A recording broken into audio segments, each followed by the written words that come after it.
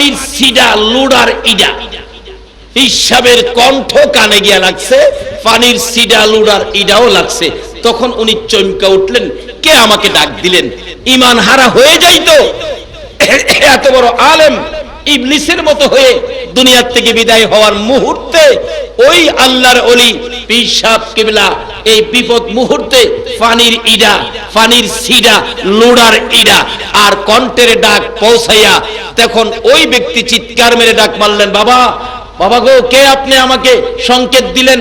তাহলে তুমি তো হুজুর না, তুমি তো ইবলিস। এই আমার উস্তাদ সাহেব আমাকে সংকেত দিয়েছে, দলিল ফলিল নাই, বিনা দলিলে আল্লাহ এক, একথাই রাইট, বিনা দলিলে আল্লাহ এক স্বীকার করে নিলাম, কোনো দলিল ফলিল দরকার নাই। এই মুহূর্তে আজরাইল এসে তার রূহ নিয়ে গেলেন, ঈমান নিয়ে কবরে গেলেন, একমাত্র আল্লাহর ওলির নেক নজর থাকার কারণে। বাবারা, ওই রকম একজন ওলি পক্ষে থাকলে আমাদের লাভ হবে না লস হবে? গাউসে পাকের মতো একজন ওলি যদি আমাদের পক্ষে থাকে তাহলে আমাদের লাভ হবে না লস হবে? তাই বলতেছিলাম, গাউসে পাক নামাজ পড়তেন কিনা বলুন? নবীর শিক্ষায় নবীজি কোনো কিছু প্রশ্নের সম্মুখীন হলে 2 রাকাত নামাজ পড়তেন, ঠিক হুবহুব নবীর আদর্শ, নবীর শিক্ষা গাউসে পাকের কাছে।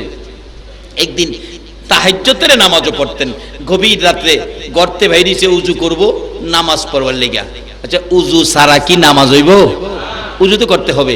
উজু করতে বাইরেছে, তাহাজ্জুদের নামাজ পড়বো, এই ফাঁকে তা ঘরের ভিতরে সুট ঢুকছে, দরজা খোলা তো সুট ঢুকছে ভিতরে, সুট ঢুকে ঘুরতাছে কি নিব কি না।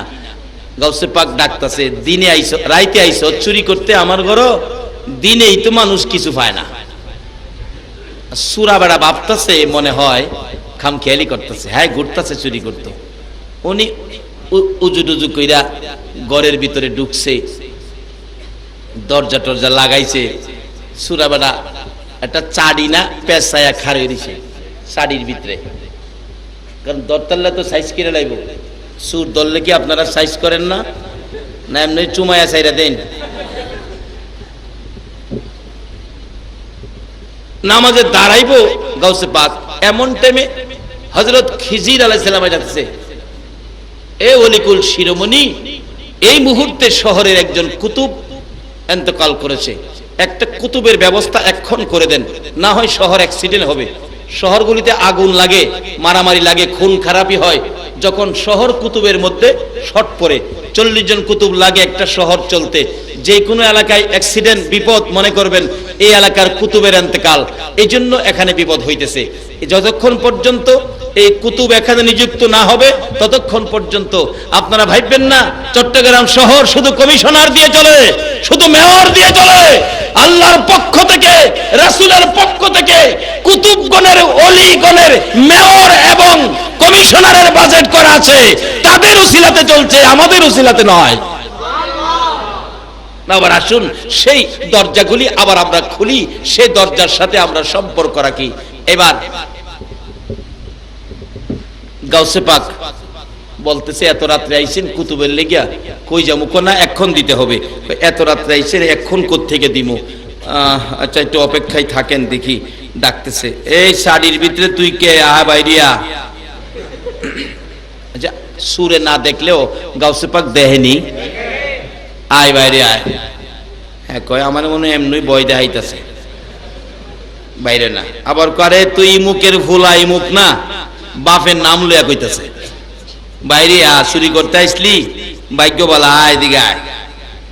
কি করবো? আয়া দৌড়ে ভাইয়া ফিরে গেছে, হুজুর আমারে মাফ করেন, আমি আর জীবনে আপনার বাড়ি চুরি করতে আইতাম না। করে, মাফ করবো আল্লাহ, তুই একটা কাজ কর, কি? উজু কইরা যা। সুরে রে কয়, উজু কইরাই তো। সুরে কয়, উজু কইরা আয়াম, উজু করবার লেগে যায় লই না, খালি গর্তে বাইরিছে যাই। আর আমার ধরে রাখতে পারবো? গর্তে তো বাইরে আই পড়ছি। দিছে দৌড়, দৌড় দিছে, খালি মাঠ যাইবো গা, গিয়া টিনের বেড়াত ফট লাগে, ফাম গেরাও, এইদিকে দৌড় দিচ্ছে টিনের বেড়া। গাউসে পাক হাসে, আরে পাগল যাইস না। কি বলেন? ওলিদের একটা কেরামত আছে না? আছে, আছে। কেরামতের অজন্য দিন, কেরামত যে কত কিসিমের যে আছে, খালি দুনিয়াত না, কবরে গিয়েও কেরামত আছে। যেই দলের হেরা কেরামত বিশ্বাস করে না, যেই দলের হেরা কেরামত বিশ্বাস করে না, সেই দলের মৌলবী একদিন ওয়াজ করতেছে। আমি এইবার গিয়া মজা হইছে, ওয়াজ করতেছে আল্লামা শিবলি রহমতুল্লাহ জীবন। আল্লামা শিবলি রহমতুল্লাহ মৃত্যুর পরে ওনার এলাকায় নাকি একটা কাফন চূড়া আছেন, কাফন চূড়া। হেই বেটার ওয়াজ কি সুন্দর হয়েন্টে বলছে, এই তোরার জুতা দাও, ওই তোরারে বাইরাম কি হেরার জুতা দাও, ওই হেরারে বাইরাম। আমরার দোষ কি, হেরা ওই বাড়ি খাইতেছে। ওয়াজ করতেছে ঠিক এইভাবে আল্লামা শিবলি ওনার এলাকায় একটা কাফন চূড় আছেন। কাফন চূড় চিনেন তো? কাফন দিয়া মুর্দার মাটি দিয়া গেলে রাত্রে এই কবরটা কুইরা মুর্দারের গায়েতে কাফনটা খুইল্লাই নেহায় বিক্রি করে, এটারে কয় কাফন চূড়া। চিন্তা করেন, রাত্রে কবরস্থানের পাশে দা যাইতে ভয় করে, আর হ্যাঁ কবরের ভিতরে গিয়া মরা মানুষের কাফন খুইল্লাই না বিক্রি করে। কেমন বেসরা! তা আল্লামা শিবলি রহমতুল্লাহ উনি কাফন চূড়ারে মৃত্যুর আগে ডাইকে আনছে, বাবারে আমার তো মৃত্যু হয়ে যাবে, সময় কাছাকাছি, আমি বেশি দিন বাঁচবো না, তোর তো অভ্যাস কাফন চুরি করস, আমার কাফনটা তো তুই চুরি করবে। সুরে বলে না শুনে ধর্মের কাহিনী, আমার কাফনটা তো তুই চুরি করবে। বলে হ্যাঁ চুরি তো হুজুর করুমই, আমার অভ্যাস যেটা। আমার কাফনটা চুরি করে কত বিক্রি করবে? আমার কাফনটা চুরি করে তুই কত বিক্রি করবে? ও মুসলমান, জানো একজন আল্লাহর ওলির ক্ষমতা কবরে গেলেও থামে না, এটা বাড়তেই থাকে। আজকে এই ওলিদের জীবনী আলোচনা করতে গেলেই আমাদের এলাকার কিছু আলেম ওলামারা ফতোয়া সেট করে এটা বেদাতি। রাসূল প্রেম, ওলি প্রেমের কাহিনী গাইলেই কয় আমরা বলে বেদাতি, আর সারা দাঁত বলে হেরার। বাবারা এগুলি নয়, সত্যকে সত্যের জায়গায় রাখো। ওলিদের শক্তি আল্লাহ দিয়েছে, ওলিরা শক্তি কখন পেয়েছে? আল্লাহর কোরআন মাইনা, নবীর আদর্শ মাইনা তারা শক্তি অর্জন করেছে। তাদের শক্তিতে ধাক্কা দিও না, এই ধাক্কা তোমাদের উপর আসবে, বরঞ্চ তাদের পক্ষে চলে যাও, তোমাদের লাভ হবে। সকলে বলুন আমিন। এইভাবে থাপা দিয়ে ধরছে আর ছাড়তেছে না, ধরছে এই জন্য দুনিয়ায় থেকে তোরা আমি টাকা দিয়ে আসলাম, আমার কাফনটা নিস না। যারা ওলিদের কেরামত বিশ্বাস করে না তাদের ওয়াজ কইতাছি, এটার থেকে আমি পয়েন্ট পাইছি। মাশাআল্লাহ, যে এলাকায় হেরার এলাকায় ওয়াজ পরে পরে এইটা দিয়ে ওই হেরারে মাইর দেই, অহনার কথা কয় না। এবার ধরে রাখছে, অনেকক্ষণ পর ছেড়ে দিছে। হ্যাঁ মাগো মাগো করে কান্নাকাটি করে উঠছে। ওইটা রাত্রে গভীর তো, বাড়িতে গেছে, যাওয়ার পরে জ্বর আইসা গেছে। পরের দিন সকালবেলা ওই কাফন চূড়ার মৃত্যু হয়ে গেছে। আল্লাহ বলছে আমার ওলিদের সাথে যারা বেয়াদবি করবে আমি তাদের বিরুদ্ধে যুদ্ধ ঘোষণা করব। আল্লাহর সাথে কি যুদ্ধ করে আপনারা কেউ পারবেন? গাউসে পাকের জীবনীতে ইবাদত ছিল বিদায়, ইবাদতের মধ্যে দাঁড় করাইছে সুর বেড়ারে, 2 রাকাত নামাজ পড়। হ্যাঁ হুজুর আমি নামাজ পড়তাম। আরে বেটা কথা কইতে নামাজ, হুজুর আমি নামাজ জানি না। আরে বেটা কেন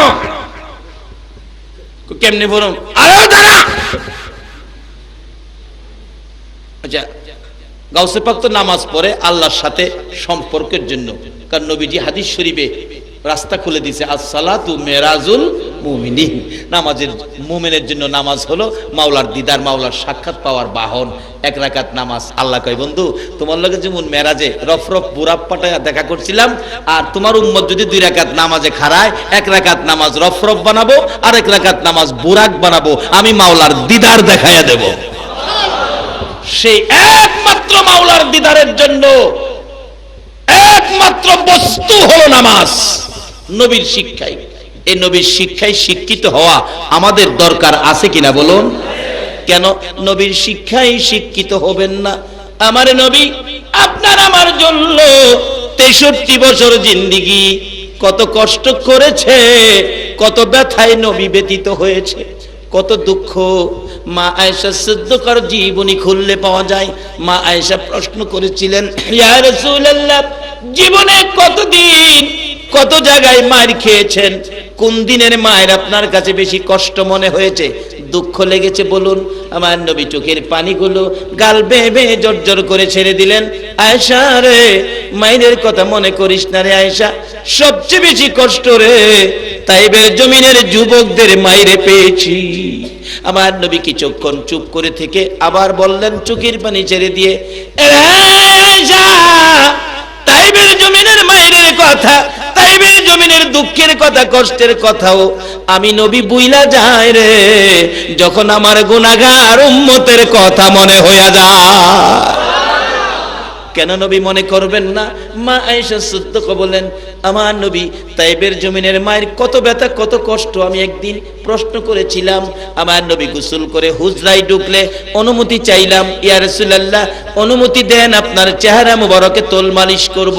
তোল মালিশ করার জন্য যাইয়া দেখি আমার নবীর চেহারা এত সুন্দর চোখ ফিরানো যায় না। এই সুন্দর চেহারার মাঝে মাঝে কালো কালো দাগ, বসন্তের দাগের মতো চামড়ার ভিতরে গর্ত হয়ে আছে। মা আয়েশা হাত বুলাইয়া বুলাইয়া দাগগুলোর মধ্যে চিহ্নিত করে আঙ্গুল দিয়ে চাপা দিয়ে ধরে ধরে বলতেছেন, হুজুর হুজুর গো, এই সুন্দর চেহারা এ দাগগুলো কিসের? আমার নবী চোখের পানি ছেড়ে দিলেন, আয়েশা রে, ও আয়েশা, সব কথা আমাকে প্রশ্ন কইরা জিগাইও, এই দাগের কথাগুলো আমারে জিগাইও না। এই দাগের কথা মনে হইলে আমার কলিজা মানাইতে পারি না রে। এই দাগগুলো হলো তাইবের জমিনের যুবকদের পাথরের আঘাতের দাগ। আয়েশা রে, বিনা অপরাধে, বিনা দোষে, বিনা কারণে কোনো দোষ করি নাই, কোনো ব্যথা দেই নাই, কারো কোনো ক্ষতি করি নাই রে আয়েশা, বিনা অপরাধে বিনা দোষে রে যুবকেরা আমাকে চারদিক ঘেরাও করে মারতে মারতে সমস্ত শরীর ক্ষত বিক্ষত, একবার নয় দুইবার নয় তিনবার করে আমাকে বেহুশ করে ফেলেছে। আমি রক্ত মাখা দুইটা হাত বাড়াইয়া বলেছিলাম, এরে যুবকেরা আমারে কোন অপরাধে মারো, আমারে কোন দোষে মারো, আমি কি ক্ষতি করেছি, কেন তোমরা আমারে মারতেছো? তোমরা এইভাবে আমারে আর মাইরো না, আমি সহ্য করতে পারি না রে যুবকেরা। তোমাদের কি মায়া লাগে না, দয়া লাগে না? তোমরা শুনো আমার দুঃখের কথা। যুবকেরা রে, আর মারিস না, আমার মা নাই, আমার বাবা না। এরে আয়েশা কোনো কথাই শুনলো না রে, এইভাবে আমাকে মারতে মারতে তিনবার করে বেহুশ করেছে। ওই পাথরের আঘাতের দাগগুলো আমার চেহারায়। মা আয়েশা সিদ্দিকা বলেন, ইয়া রাসূলুল্লাহ এই দাগগুলো যদি তাইবের জমিনের যুবকদের পাথরের আঘাতের হয়, নবী গো আমি জানি আপনার দোয়া আমার আল্লাহ কবুল করেন, একটু দোয়া করুন দাগগুলো যেন পরিষ্কার হয়ে যায়। আমার নবী কান্দে, রে আয়েশা এই দাগ আমি দোয়া করে পরিষ্কার করব না রে, এই কষ্টের দাগ আমি রেখে দিলাম রে আয়েশা। হাসরের জমিন যেদিন কায়েম হবে, আদা দুপুরে সূর্য নেমে আসবে, সূর্যের তাপে মাথার চার ফেটে নাকে মুখে কানে দিয়ে মগজ গলে গলে বাহির হবে। ওই দিন আমার উম্মতেরা রে আয়েশা, ওই বিপদের দিনে নবী কই, নবী কই কইয়া চিৎকার মারবে। ওই চিৎকার আমি ছাড়া আমার উম্মতের কেউ শুনবে না।